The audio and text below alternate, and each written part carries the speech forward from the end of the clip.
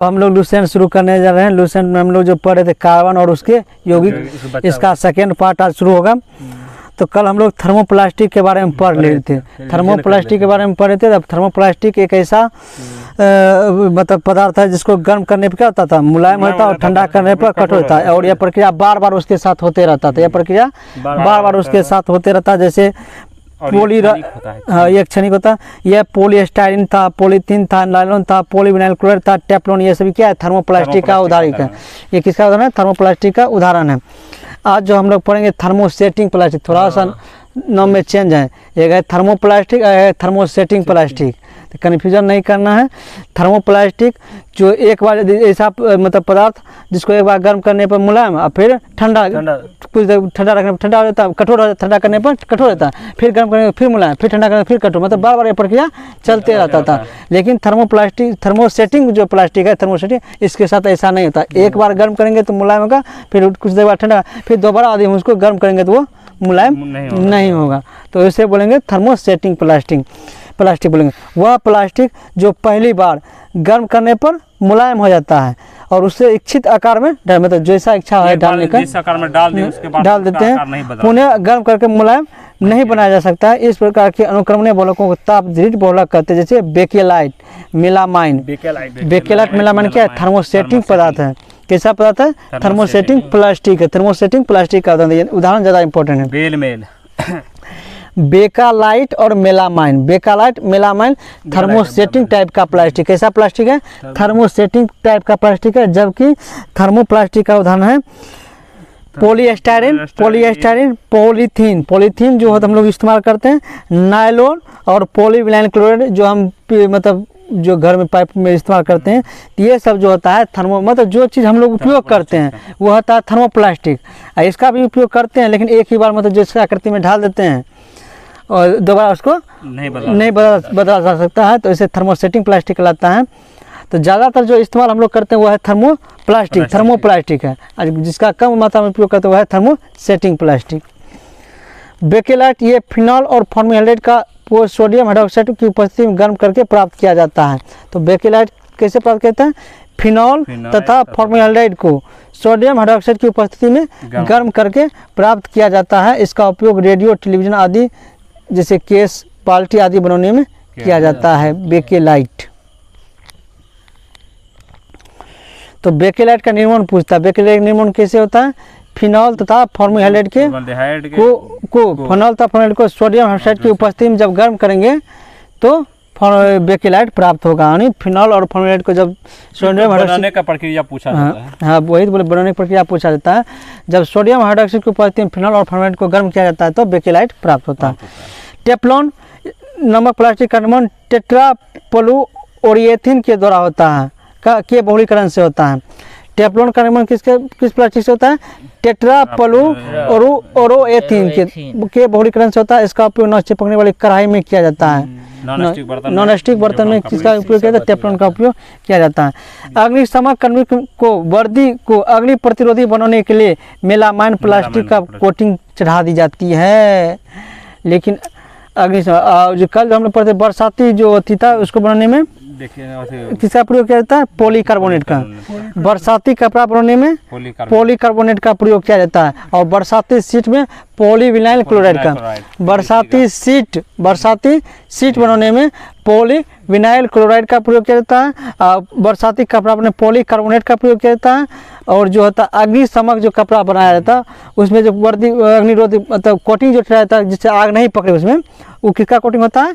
Melamine का coating होता है। मतलब अग्निशमक जो वस्त्र बनाया जाता है उसमें जो कोटिंग चढ़ाया जाता है किसका रहता है? मेलामाइन का। और हमारे शरीर का रंग जो मतलब चेहरा का रंग जो निर्भर करता है मेलानिन पर निर्भर करता है, मेलानिन पर निर्भर करता है। जैव निम्नकरणीय बहुलक वह बहुलक जो एक लंबे समय अंतराल के बाद स्वयं के द्वारा अथवा सूक्ष्म जीवों के द्वारा क्या तब विघटित हो जाता है। मतलब जो जैव ऐसे पदार्थ जो सूक्ष्म जीवों या स्वयं के द्वारा क्या होता है अपघटित हो जाता है उसे जैव निम्नकीय बहुलक कहते हैं, निम्नीकरण बहुलक कहते हैं। जो अपघटित हो जाता है, जो अपघटित नहीं होता उसे निम्नीकरण कहते हैं। जैसे नायलॉन 2, नायलॉन 6, पॉलीबीटा हाइड्रोक्सी, ब्यूरेट को बीटा हाइड्रोक्सी वेलेरेट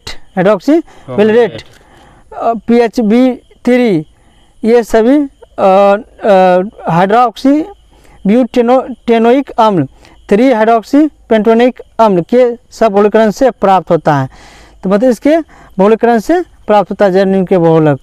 PHB का उपयोग विशिष्ट पैकेजिंग, अस्थियों में प्रयुक्त युक्तियों एवं औषधों के नियंत्रित मोचन में किया जाता है। किसका? PHB का।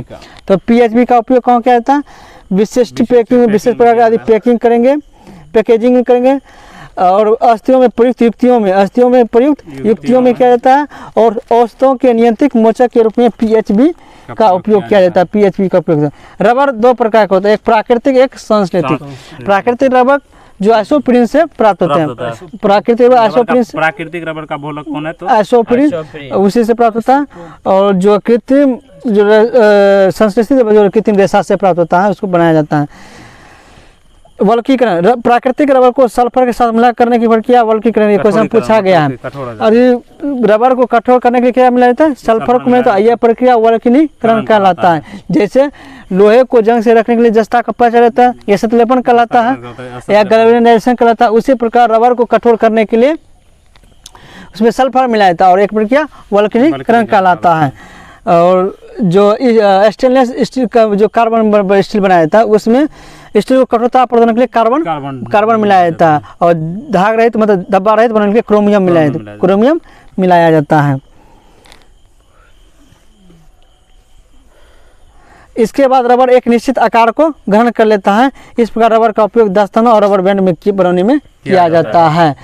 और जैसे हम लोग सोना से भी कोई आभूषण बनाते हैं, तो उसमें सोना क्या होता है? लचीला पदार्थ होता है, सोना का तो आभूषण बनेगा नहीं, उसमें क्या होता है? चांदी तांबा मिलाया जाता है ताकि उसमें कठोरता पैदा हो सके। तांबा ज़्यादा मिलाया जाता है, दोनों मिलाया, लेकिन तांबा ज़्यादा इस्तेमाल किया जाता है। रबर आसानी से कार्बन डाइसल्फाइड में घुल जाता है, ये इंपॉर्टेंट क्वेश्चन। रबर आसानी से कार्बन डाइसल्फाइड में घुलता है। रबर कार्बन डाइसल्फाइड में क्या होता है? घुलता है। रबर वल्कीकरण प्रक्रिया से रबर बनने की खोज किसने किया था? चार्ल्स गुडईयर ने खोज किया था। यह प्रक्रिया किसने खोज किया था? चार्ल्स गुडईयर ने किया था। टायर बनाने के लिए प्रयुक्त होने वाले रबर के उत्पादन में 5% सल्फर का उपयोग तिर्यक बंधक के रूप में किया जाता है। जो भी हम लोग टायर बनाता जाता है रबर से, उसमें 5% सल्फर का उपयोग तिर्यक बंधक के रूप में किया जाता है। और रबर के वल्कीकरण के बारे में खोज किसने किया था? चार्ल्स गुडईयर ने। चार्ल्स गुडईयर मतलब गुडईयर में रबर का खोज हुआ, गुडईयर में रबर का खोज हुआ। एक अच्छे वर्ष। हाँ, तो प्राकृतिक रबर काफी क्या होता है? मुलायम होता है, और इसे कठोर बनाने के लिए कार्बन मिलाया जाता है। इस प्रकार और प्राकृतिक जो रेशा होता है उसमें प्रोटीन पाया जाता है। प्राकृतिक रेशा में प्रोटीन पाया जाता है, कृत्रिम रेशा में प्रोटीन नहीं पाया जाता है। इसका प्रयोग ट्यूब, टायर आदि बनाने में किया जाता है। अब संश्लिष्ट रबर, संश्लेषित जिसे हम लोग प्रयोगशाला में निर्माण करते हैं। संश्लिष्ट रबर पर एल्कीन या 1,3-ब्यूटाडाइन व्युत्पन्नों के सहबहुलीकरण से प्राप्त होता है। यानी कृत्रिम रबर जो होता है किससे प्राप्त होता है? एल्कीन और 1,3-ब्यूटाडाइन के व्युत्पन्नों के सहबहुलीकरण से प्राप्त होता है। एल्कीन। नियोप्रीन क्या है? 2-क्लोरोब्यूटाडाइन के बहुलीकरण से, नियोप्रीन 2-क्लोरोब्यूटाडाइन के बहुलीकरण से बनता है, और इसका उपयोग विद्युत रोधी पदार्थों, विद्युत तार, कन्वेयर बेल्ट, खनिज तेल ले जाने के लिए वाले पाइप में किया जाता है। थाइकोल यह दूसरा कृत्रिम रबर है जो डाइक्लोरो इथेन को पॉलीसल्फाइड की प्रतिक्रिया से बनाया जाता है। थाइकोल किससे बनाता है? डाइक्लोरो इथेन को पॉलीसल्फाइड की प्रतिक्रिया से बनाया जाता है। डाइक्लोरो इथेन को पॉलीसल्फाइड की प्रतिक्रिया से थाइकोल बनाया जाता है, और इसका उपयोग खनिज तेल ले जाने वाले पाइप में किया जाता है। थाइकोल का और नियोप्रीन का भी किया जाता है। खनिज तेल, नियोप्रीन और थाइकोल दोनों का उपयोग किया जाता है। विलायक जमा करने वाले टैंक आदि बनाने में किया जाता है। थाइकोल रबर को ऑक्सीजन मुक्त करने वाले रसायनों के साथ मिलाकर रॉकेट इंजन, ठोस ईंधन के रूप में प्रयोग किया जाता है। थाइकोल का द्रव इंजन के रूप में नाइट्रोजन और ऑक्सीजन, द्रव ऑक्सीजन और द्रव हाइड्रोजन और द्रव ऑक्सीजन का प्रयोग किया जाता है। मतलब जो रॉकेट में, जबकि थाइकोल रबर का ऑक्सीजन मुक्त करने वाले रसायनों के साथ मिलाकर रॉकेट में ठोस ईंधन के रूप में किया जाता है। ठोस ईंधन के रूप में किसका प्रयोग है? थाइकोल रबर का प्रयोग किया जाता है।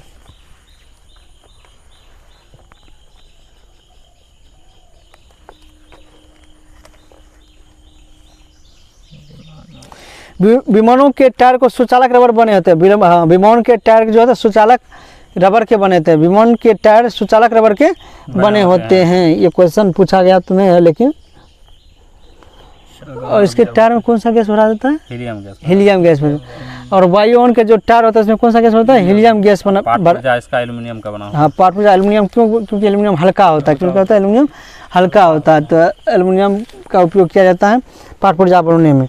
तो वायुयान का जो टायर होता है उसमें हीलियम गैस होता है, और इसका जो टायर होता है सुचालक रबर का बनता है। सुचालक रबर का बना होता है, ताकि उड़ान के दौरान विमान में वायु के घर्षण से संचित आवेश को विमान के अवतरण के समय आसानी से भूमि में अंतरित हो जाए।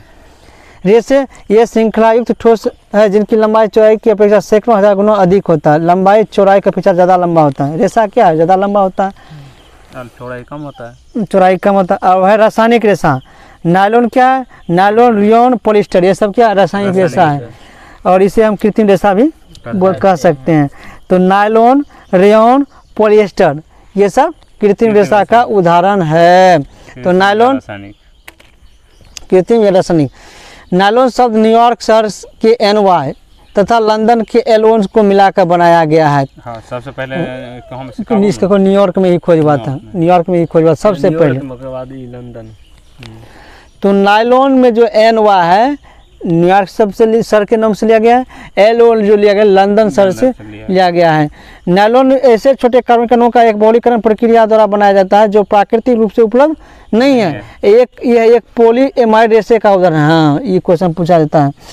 कौन सा पॉलीएमाइड रेशे का है? तो नायलॉन पॉलीएमाइड रेशे का उदाहरण है। पॉलीएमाइड रेशे का उदाहरण कौन है? नायलॉन। ये क्वेश्चन बहुत बार आया है, पूछा भी गया, जिसमें एमाइड समूह ग्रेटर देन CONH2 प्रत्येक इकाई पर होता है, तब बार बार दोहराया जाता है। पॉलीएमाइड रेशा इसमें कुछ नहीं, सिर्फ याद रखना कि नायलॉन जो है एक कृत्रिम रेशा है, यानी रासायनिक रेशा है। किससे बना? इसका उदाहरण क्या है? पॉलीएमाइड है। इसका उदाहरण कौन है? पॉलीएमाइड रेशा है। पॉलीएमाइड रेशा बनाने के दो एमीन समूह यानी -NH2 समूह युक्त किसी कार्बनिक यौगिक की अभिक्रिया किसी ऐसे कार्बनिक यौगिक के साथ की जाती है जिसमें कार्बोक्सिलिक अम्ल मतलब COOH के 2 था। इसका निर्माण सर्वप्रथम 1935 में किया गया। ये सब कुछ नहीं, सिर्फ उपयोग आप देते हैं। नायलॉन का उपयोग है मछली पकड़ने में, जाल जो होता है नायलॉन का बनता है। यह पॉलीएमाइड रेशा पैराशूट के कपड़ा बनाने, पैराशूट में नायलॉन का उपयोग करता है। टायर, दांत, ब्रश, पर्वतारोहण की रस्सी, ये सब किससे बनाता है? नायलॉन का बना होता है। ये क्योंकि मजबूत होता है, टूटता नहीं है। तो नायलॉन से रिलेटेड क्वेश्चन पर नायलॉन शब्द गढ़ा गया 2 शहरों से, न्यूयॉर्क और लंदन से। NY लिया गया न्यूयॉर्क से, लंदन से लिया गया LO है। न्यूयॉर्क का क्यों सबसे पहला बार उत्पादन न्यूयॉर्क शहर में हुआ था, और न्यूयॉर्क की नदी के किनारे स्थित है। न्यूयॉर्क हडसन नदी के किनारे स्थित है। हडसन नदी के किनारे स्थित है। नायलॉन इसका एक उदाहरण है पॉलीएमाइड रेशा है, और इसका उपयोग पैराशूट के कपड़ा बनाने में, मछली पकड़ने वाले जाल में, टायर, दांत, ब्रश इत्यादि में नायलॉन का उपयोग किया जाता है। अब रेयॉन, ये सेलुलोज से बने एक कृत्रिम रेशे को रेयॉन कहते हैं। हाँ, मतलब रेयॉन एक कार्बनिक रेशा है। रेयॉन क्या है? एक कार्बनिक जो सेलुलोज से बना होता है। तो सेलुलोज से बने रेशा का नाम क्या है? रेयॉन है। सेलुलोज से बने कृत्रिम रेशे को रेयॉन कहते हैं। रेयॉन बनाने के लिए सेलुलोज को कागज की लुगदी या कास्ट को लिया जाता है। कागज की लुगदी या कास्ट को लिया जाता है रेयॉन बनाने के लिए। इसे शांत तथा ठंडे सोडियम हाइड्रोक्साइड तथा कार्बन डाइसल्फाइड से उपचारित करते हैं। इसके बाद इस सेलुलोज के विलयन को धातु के बेलनों में बने छिद्रों से होकर तनु सल्फ्यूरिक अम्ल में गिराया दिया जाता है, जिसके कारण उसके बाद क्या तो लंबे लंबे तंतु बन जाते हैं। इसे ही इस तंतु को क्या कहते हैं? रेयॉन कहा जाता है। रेयॉन रासायनिक दृष्टि से सूत के समान होता है, और रेयॉन का उपयोग कपड़ा बनाने में करता है। किसी कपड़ा बनाने में इसका भी करता है, नायलॉन का भी कपड़ा बनाने में, कालीन बनाने में। हाँ, याद रखना, कालीन बनाने इंपॉर्टेंट है। कालीन बनाने में रेयॉन का उपयोग किया जाता है, और चिकित्सा क्षेत्र में लिंट या जाली बनाने में भी रेयॉन का उपयोग किया जाता है। लेकिन मछली पकड़ने वाला बोलेगा तो नायलॉन। मछली पकड़ने वाला टायर हुआ, ब्रश हुआ, और ये जो होता है क्या कहते हैं पैराशूट का कपड़ा होता है, पैराशूट का कपड़ा, ये सब में नायलॉन का उपयोग किया जाता है। और रेयन का उपयोग कालीन बनाने में, रेयन कपड़ा बनाने से इंपॉर्टेंट ज़्यादा है कालीन बनाने। कालीन बनाने में किसका उपयोग होता है? रेयन का। चिकित्सा से लींट या जाली बनाने में। विस्फोटक फाइबर सेल्यूलोज से प्राप्त होता है। विस्कोस फाइबर, कौन सा फाइबर? विस्कोस फाइबर सेल्यूलोज से प्राप्त होता है। और रेयन भी सेल्यूलोज से प्राप्त होता है, रेयन भी सेल्यूलोज से प्राप्त होता है। अब है पॉलिएस्टर, ये इंग्लैंड में विकसित हुआ था, जबकि नायलॉन का खोज कहाँ हुआ था? न्यूयॉर्क में। और पॉलिएस्टर का खोज इंग्लैंड में हुआ था। पॉलिएस्टर का खोज कहाँ हुआ था? इंग्लैंड में विकसित हुआ था। इसे संश्लेषित करने के 2 हाइड्रोक्सिल समूह युक्त कार्बनिक यौगिक की अभिक्रिया 2 कार्बोक्सिलिक समूह के साथ कराई जाती है। हाइड्रोक्सिलिक और हाइड्रोकार्बोक्सिलिक समूह के मध्य अभिक्रिया के परिणामस्वरूप एस्टर समूह बनता है। ये याद रखना है, ये क्वेश्चन पूछा जाता है। हाइड्रोक्सिल और कार्बोक्सिलिक, हाइड्रोक्सिलिक और कार्बोक्सिलिक समूह के मध्य अभिक्रिया के परिणामस्वरूप किसका निर्माण होता है? एस्टर का निर्माण होता है। एस्टर समूह का निर्माण होता है। जैसे जो क्या पढ़े थे उस समय, ये जो पढ़े थे उस टाइम, पोलियमाइड वाला बेकेलाइट जो प्राप्त होता है फिनॉल और फॉर्मेल्डिहाइड को जब सोडियम हाइड्रोक्साइड की उपस्थिति में गर्म किया जाता है तब बेकेलाइट प्राप्त होता है। तो बेकेलाइट कब प्राप्त होता है? जब फिनॉल और फॉर्मेल्डिहाइड को सोडियम हाइड्रोक्साइड की उपस्थिति में गर्म किया जाता है तो बेकेलाइट प्राप्त होता है। उसी प्रकार हाइड्रोक्सिल और कार्बोक्सिलिक समूह के मध्य जब अभिक्रिया कराया जाता है तो एस्टर समूह का निर्माण होता है। चूंकि इस जैसे में अनेक एस्टर समूह होते हैं इसलिए इसे पॉलिएस्टर भी कहा जाता है। क्या कहता है? पॉलिएस्टर कहा जाता है। पॉलिएस्टर का उपयोग कपड़े के रूप में पाल में, नौकाओं का पाल बनाने में, अग्निशमन प्रयुक्त होज पाइप में बनाने में इसका प्रयोग किया जाता है। तो अग्निशमन के में जो प्रयुक्त होज पाइप जो होता है, जो पाइप से आग को बुझाया जाता है, तो उसमें किसका प्रयोग किया जाता है? पॉलिएस्टर का प्रयोग किया जाता है। पॉलिएस्टर एक कपड़ा में जल्दी आग पकड़ लेता है। पॉलिएस्टर एक कपड़ा में, कपड़ा नहीं पूछा, ये होज मतलब बुझाने वाला। मतलब ये हम, हाँ कपड़ा जल्दी आग, कपड़ा पॉलिएस्टर कपड़ा में जल्दी आग पकड़ता है। सूती साड़ी पहन के खाना, सूती कपड़ा में थोड़ा सा, इसीलिए सूती कपड़ा पहन के बोलता है खाना बनाने में। सूती कपड़ा में क्या होता है? गैस नहीं जल्दी, मतलब कि आग जल्दी नहीं। तो पॉलिएस्टर नायलॉन सब जो मतलब मुख से बोले तो ये पेट्रोलियम सब का ही उत्पाद से ही बनाया, तो मतलब शुद्धिकरण से जो अपशिष्ट से बनता है नहीं, सबसे तैयार किया जाता है। तो अग्निशमन में प्रयुक्त होज जो पाइप होता है उसमें पॉलिएस्टर का प्रयोग किया जाता है। लेकिन अग्निशमन जो कपड़ा होता है उसको आग से बचने के लिए जो प्रतिरोधी रूप में किसका प्रयोग किया जाता है? मेलामाइन का प्रयोग होता है। अग्निशमन कार्मिकों के जो वर्दी होता है वो अग्नि प्रतिरोधी, में उसमें आग नहीं लगे तो उसमें किसका कोटिंग चला जाता है? मेलामाइन का कोटिंग चलाया जाता है।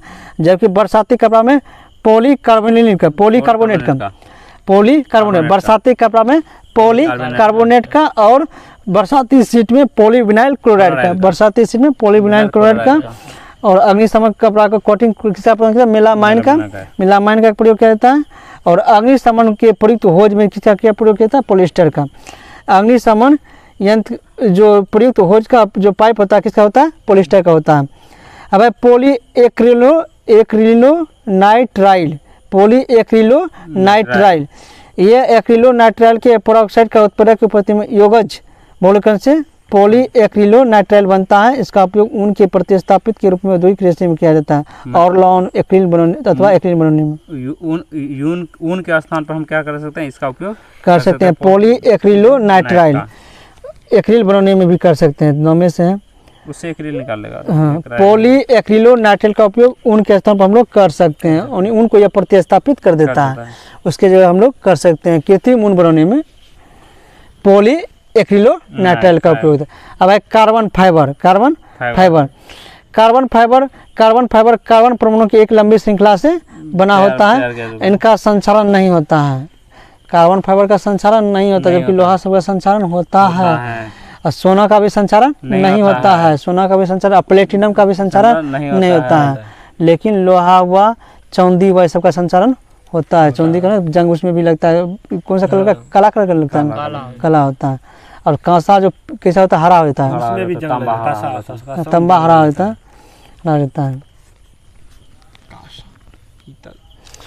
तो कार्बन फाइबर इस प्रमुख से एक लंबी श्रृंखला बनाता है, इसका संचार नहीं होता, इसका निर्माण संश्लिष्ट रेशों का ऑक्सीजन की अनुपस्थिति में गर्म करके किया जाता है, जिससे रेशे अपघटित होकर कार्बन फाइबर उत्पन्न करते हैं। इसका उपयोग अंतरिक्ष यान और खेलकूद की सामग्री बनाने में भी किया जाता है। कार्बन फाइबर का उपयोग अंतरिक्ष और खेलकूद की सामग्री खेलकूद की सामग्री बनाने में किसका उपयोग करते हैं? कार्बन फाइबर का उपयोग करते हैं। इंपॉर्टेंट है अंतरिक्ष यान और खेलकूद की सामग्री में। अब कुछ व्यापारिक मद का बहुलक है और उनका उपयोग के बारे में हम लोग पढ़ेंगे।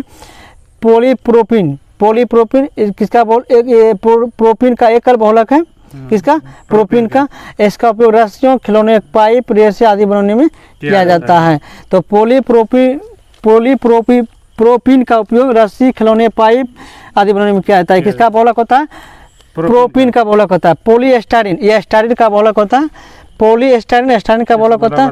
अब विद्युत के रूप में विद्युत रोधी के रूप में वस्तुओं को लपटने के लिए, खिलौने में, रेडियो और टेलीविजन के कैबिनेट बनाने में किया जाता है। पॉलीस्टाइरिन किसका? पॉलीस्टाइरिन का बहुलक है। पॉलीविनाइल क्लोराइड, पॉलीविनाइल क्लोराइड, ये विनाइल क्लोराइड का बहुलक होता है। बरसातियों, बैग और वाइनिल फर्श और पाइप बनाने में। अभी हम लोग पढ़े थे बरसाती जो सीट होता है, पॉलीविनाइल क्लोराइड का प्रयोग किया जाता है। क्या जाता है? पॉलीविनाइल क्लोराइड का प्रयोग किया जाता है। तो बरसाती का जो सीट होता है पॉलीविनाइल क्लोराइड का होता है। विनाइल क्लोराइड का बहुलक होता है। वाइनिल फर्श और पाइप बनाने में क्या होता है? Urea formaldehyde resin, urea formaldehyde resin, urea formaldehyde. तो ये यूरिया और फॉर्मेल्डिहाइड का बहुलक होता है। नाम से स्पष्ट है। यूरिया फॉर्मेल्डिहाइड रेजिन किसका बहुलक होता है? यूरिया और फॉर्मेल्डिहाइड का बहुलक होता है। न टूटने वाले कप में इसका उपयोग किया जाता है। यूरिया फॉर्मेल्डिहाइड रेजिन का उपयोग किया जाता है। गिलपटल, ये एथिलीन ग्लाइकोल, ग्लिप्टल, ये एथिलीन ग्लाइकोल प्रलेप और प्लाच बनाने में किया जाता है। एक थैलीकम, ये सब इंपॉर्टेंट है। बेकेलाइट, ये इंपॉर्टेंट है। बेकेलाइट ये फिनॉल और फॉर्मेल्डिहाइड के बनता है। फॉर्मेल्डिहाइड को जब सोडियम हाइड्रोक्साइड की उपस्थिति में गर्म किया जाता है तब बेकेलाइट प्राप्त होता है। अभी तो हम पढ़े थे कि ये जो बेकेलाइट जो प्राप्त होता है, फिनॉल और फॉर्मेल्डिहाइड को जब सोडियम हाइड्रोक्साइड की उपस्थिति में गर्म किया जाता है तो बेकेलाइट प्राप्त होता है। तो इसका मतलब बेकेलाइट का बहुलक कौन सा हुआ? फिनॉल हुआ और फॉर्मेल्डिहाइड हो गया। इसका उपयोग बंदिया, विद्युत स्विच, बर्तन के हत्थे, कंप्यूटर डिस्क बनने, हाँ ये याद है रखना। कंप्यूटर डिस्क बनाने में किसका उपयोग किया था? बेकेलाइट का प्रयोग किया था। कंप्यूटर डिस्क बनाने में किसका उपयोग किया था? बेकेलाइट का उपयोग किया जाता है। किसका बहुलक होता है? फॉर्मेल्डिहाइड और फिनॉल का बहुलक होता है और इसका उपयोग कंप्यूटर डिस्क बनाने में किया जाता है। बुलेट प्रूफ जैकेट बनाने के लिए उपयोग किया जाने वाला फाइबर केवलर होता है। क्या होता है? यानी पॉलीएमाइड होता है। क्या होता है? पॉलीएमाइड होता है।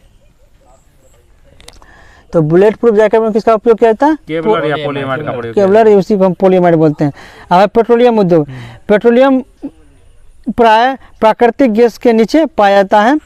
नीचे कच्चे पेट्रोलियम को प्रभावी आसवन विधि के द्वारा शुद्ध किया जाता है। पेट्रोलियम का शुद्धिकरण प्रभावी आसवन विधि के द्वारा किया जाता है। ये पूछा गया कई बार। इनमें विभिन्न क्वथनांक पर संघनित प्रभाव पृथक इकट्ठे कर लिए जाते हैं जो पेट्रोलियम का उत्पाद कहलाता है। तो अब जो हम लोग नेक्स्ट डे इसका तीसरा पार्ट पढ़ेंगे, पेट्रोलियम का उत्पाद और विविध जो इससे रिलेटेड जो इंपॉर्टेंट क्वेश्चन है उसके बारे में हम लोग पढ़ेंगे।